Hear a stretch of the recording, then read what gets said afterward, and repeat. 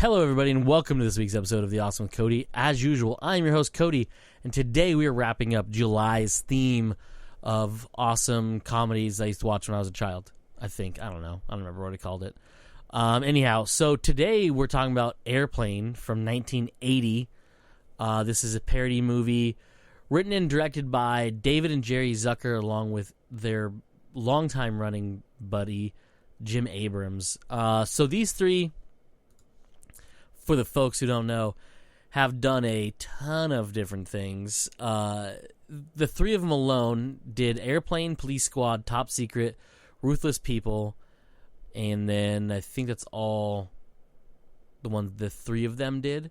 But they were also screenwriters of the Kentucky Fried Movie, which is the most ridiculous movie ever made. They are individually, they've done, let's see, so David Zucker did Naked Gun from the Files of Police Squad, which is a movie based on the TV program they created and directed the pilot of. He also did Naked Gun 2.5, The Smell of Fear. He also did the For Goodness Sake. He did Basketball.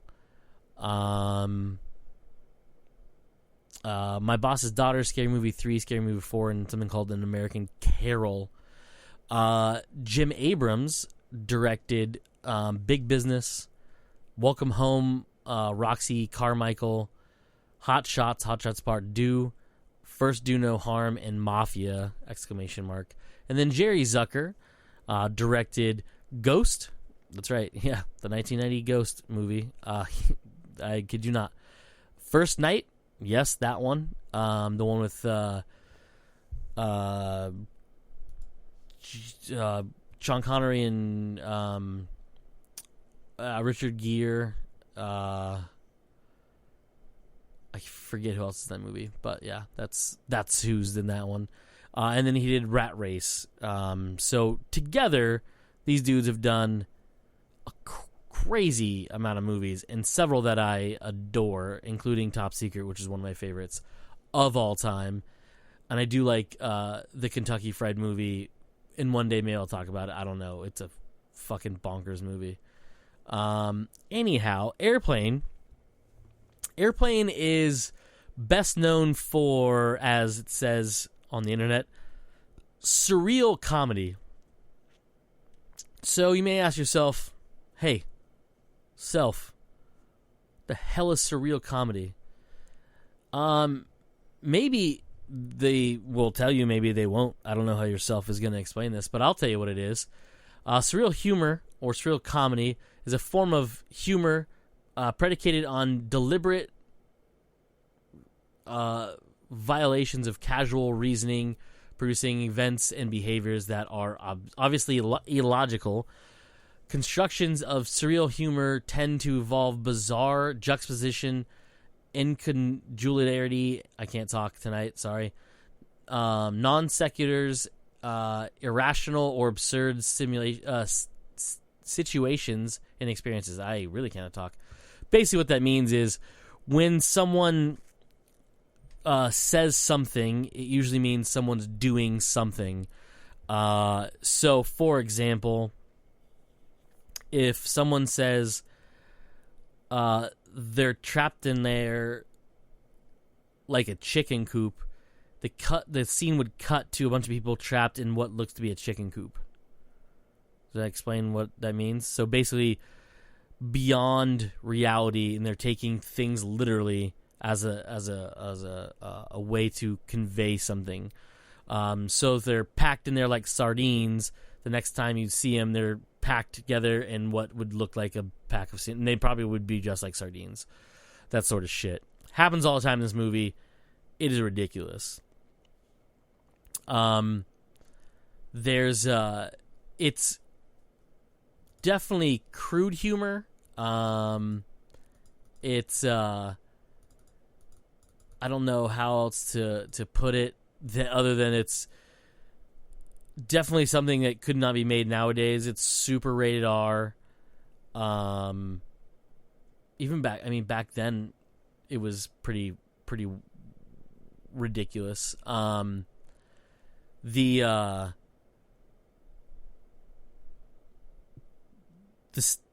thing about this is like it's obviously it's made for adults. There's no way this is made for all ages. It's the parody portion of it comes from the fact that it parodies disaster films, or the disaster film genre. In particular, two things: 0 Hour, which it borrows plot and characters from, as well as the television program film series. Is it? No, Airport 1975 was. It's a film, right? Yeah. So Airport 1975, and other the movies that followed that. So it's Airplane 1975. I'm sorry, not Airplane. Airport 1975, Airport 1977, and the Concorde Airport 1979. So the crazy thing about this movie is it's known as a classic. No, it's not known as a classic. It is a classic, and it has been thrown on lists of the highest regards from all over the world. I mean, just a few of them. Bravo ranked it 6th of the 100 funniest movies in 2007. Channel 4 in the United Kingdom. It's considered the second greatest comedy of all time, following Monty Python's Life of Brian, which is a fantastic movie as well.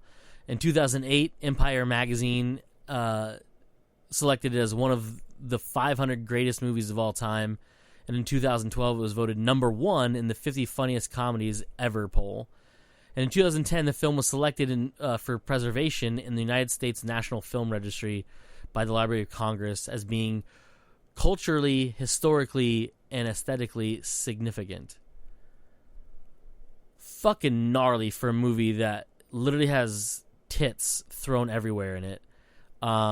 It is unbelievable what they did with this movie. But basically, it all comes down to the fact that it's a love story.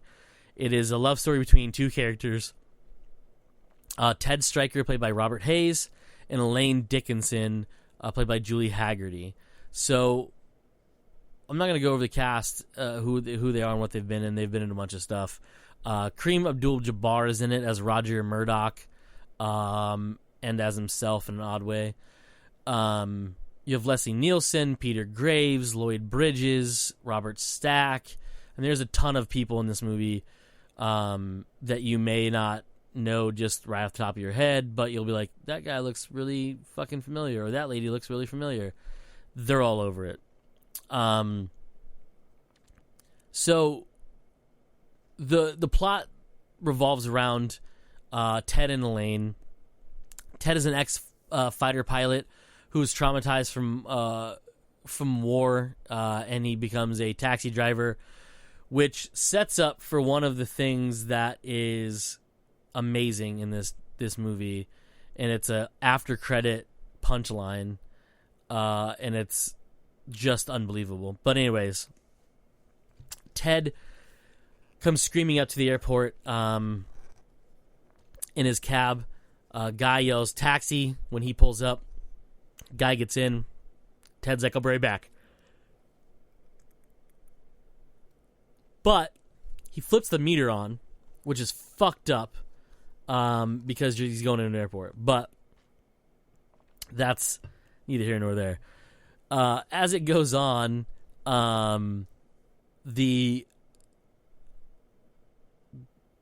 twice they show back at this dude waiting in the backseat of the cab, and then it's like that joke's over until the very end. After all the credits, it's a pan shot, or it's a shot of the meter, and it's running. It's like at like $13,000 or something, and the dude sitting in the back, and he goes, "I'll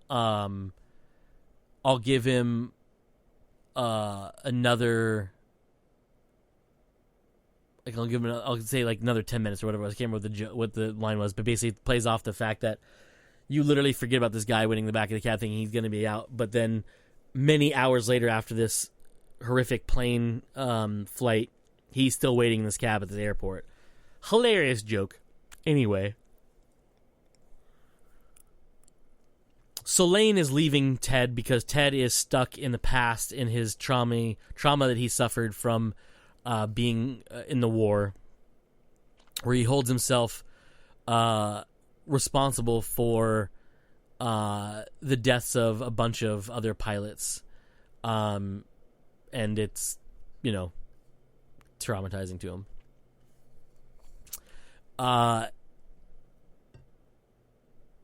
The biggest thing about it is he hasn't been on a plane since, and so he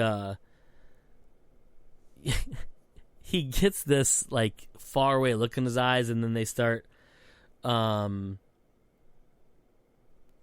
they do this overview of like planes crashing in this voiceover about Ted, you need to pull up and you're too low, blah blah blah, all these different things. Anyways, so the movie. So I guess I should start. I'm not gonna talk about all the gags in the movie, but one of my favorites I always think about is if you've ever been to an airport. I don't know so much nowadays. I don't think they do it, but they used to do announcements of the white area is for unloading and unloading of passengers only type of thing. Red is you're never supposed to stop at. And so you have these different announcers. They start bickering back and forth about who is right and who is wrong about, is it supposed to be no stopping in red or no stopping in white? All these different things, and they start going back and forth, and then like it keeps cutting to that every time they show another character coming back in or coming in from the curb, and eventually you get the announcer saying that the female announcer saying, I guess you think I should get an abortion. And he's like, it's the easiest thing, and it's less, it's not going to hurt as bad. All these different things. I was like, it's such a weird gag to have, but it's hilarious and shit like that. And it basically sets up for the nonsense that's going to happen, because all the shit that goes on, nobody, like, it's just beyond reality, and like nobody draws attention to it. I'll give you an example. When Ted finally gets on the plane to confront Elaine, he starts telling his story about her and him to this old lady that's sitting next to him. As he fades into daydreaming about it, it cuts to that scene of him in this seedy bar, and all of a sudden disco starts playing, and it's basically a parody of Saturday Night Fever. And but also in this thing that there's this cutthroat vibe, and like if you aren't careful, you need to use your fists, blah blah blah. And these two Girl Scouts start going at each other, beating each other up, and just destroying the bar. But no one in the bar is paying attention to it. There's like, this is everyday life, like it's ridiculous. But then him and Elaine start dancing. They meet on the dance floor. They kind of fall in love and blah blah blah. But then it cuts back out to him telling her, to the old lady, and it starts to pan out slowly, and you see her legs hanging. You realize she's hung herself from the roof because his story is so depressing, and she can't handle it. And that's a guy that keeps going on too, because he keeps telling other people about it. And one dude who's dressed in like an old like Japanese military outfit stabs himself in the stomach during one of Ted's other stories, and like it's just ridiculous how far it goes. I mean, it's just absurdly hilarious for what they did to it. But basically, every time Ted starts telling the story, it's so depressing that the person decides to commit suicide. And the last one is when they need a pilot to fly the plane, and he's the only person they know of. This dude next to him, who's literally doused himself in gasoline, has lit a match and is about to light himself on fire when when Ted gets pulled away, and he's like, yeah, and he blows the match out and then sets it down and blows himself up. But it's pretty funny. So little shit like that, and like nobody around like is like scared of it. Leslie Nielsen plays a doctor who's trying to help all these people, and at one point this lady's having issues, and she starts like burping up eggs, and he's doing this like sleight of hand thing of eggs, and he opens one of the eggs and a bird flies out of it. Like, it's just nonsense humor. It's just so ridiculous. There's a gag in the beginning with the pilots because one of them's named basically all of them have names that are considered something similar to talking in airline speak. So like you have Roger, you have Victor, and you have Over. So Captain Over, so Clarence Over, Victor Basta, and then Roger Murdoch. And so when they go to take off, he says, "Yes, Tower, Roger." And Roger goes, "What?" And it keeps going, and no one's paying attention to each other, even though it's just this back and forth. It's like this, who's on first, who's on second type thing. It's just, it's so ridiculous. But again, it just goes to what this movie is. There's even a bit where a guy comes up on a lift to wash the windows, and then he lifts the hood up and checks the oil, and then he's closing the hood of the plane, which, if you know anything about planes, that's not where anything's at. There's not an engine up there. Anyhow. And he goes to close it, and it's not closing, so he hops on it, and he slides off the nose of it and falls, and you hear him. And then it goes to the pilot's window, and there's a dude comes up, and he's got one of those old credit card machines where you lay it down and you run the thing over it, and the captain hands him his card. It's just asinine humor. It's just ridiculous. And then one of my favorite gags is they're getting ready to land, so they have to take crash positions, which normally in a plane would be like, bending over, putting your head between your knees, blah, blah, blah, right? No, it shows a long shot of the cabin, and all the people start jostling around like they're in a like they just crashed.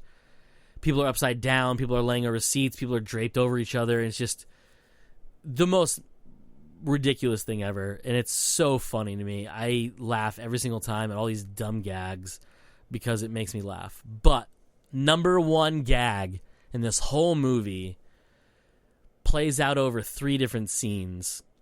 The funniest one is the second iteration of it, or second evolution, I should say, of it. So all the pilot, the co-pilot, and the navigator all get sick because of the fish that's gone bad they're serving, and that's what people are getting sick of on the plane, causing the disaster. And so they turn on the autopilot. Instead of just being a robot that takes over and is flying the plane, so like autopilot would be, or like automatic drive in a car, you turn it on, it maintains your speed, but you still have to steer, right? No, not in this. This, an inflatable person fills up in the co-pilot seat. His hands are on the sticks, and he's flying the plane. Ridiculous, right?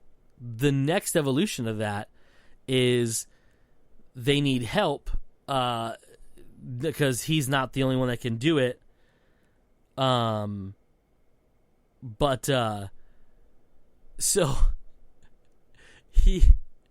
she's sitting there, and all of a sudden they start to drop, and the co-pilot or the autopilot is deflating. So she says, "He's deflating. What do I do?" And they're like, "Oh, there's on his belt, there's a nozzle. You can manually reinflate him." So she goes over, pulls this out, starts blowing on it. Leslie Nielsen's character comes in, and it looks like she's giving him a blowjob while he's flying the plane, and he has this huge smile on his face. And she pops up, and he winks at her. Well, he looks at her, and Leslie Nielsen just walks away. Cuts to the next scene, the next part of it, and he's smoking a cigarette, and she's smoking a cigarette, and it's just the most outlandish thing. I love it. It's so funny. And then the third iteration of that is at the very end. The plane is sitting on the runway. It has had its crash landing. He fills back up in the pilot seat, looks at them, looks over, and a female version blows up in the co-pilot seat. He looks over at them, winks, and then he takes the plane off, skidding on no landing gear because it broke off during the crash landing, and then takes off into the sky. And both Ted and Elaine, who just broke from embrace, are waving goodbye to him like he's flying away. And then the credits go through and they tell you who's playing who. And the last one is Otto as himself, O-T-T-O, Otto as himself, which is the autopilot. So it's not autopilot, A-U-T-O as an automatic. It's autopilot because he's Otto, the pilot.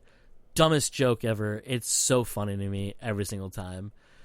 But anyhow, so that's Airplane. I just bought 1 and 2. I'm going to watch 2 tomorrow. I was going to watch them both and talk about them, but I ran out of time and I didn't get a chance to watch 2. But I do love that one as well. And it's been forever since I watched these, and it's just overwhelmingly hilarious. But anyhow, so that's it for this week's episode, everybody. As usual, I'm your host, Cody. This has been the Awesome with Cody. And like I always say to these episodes, let's be awesome.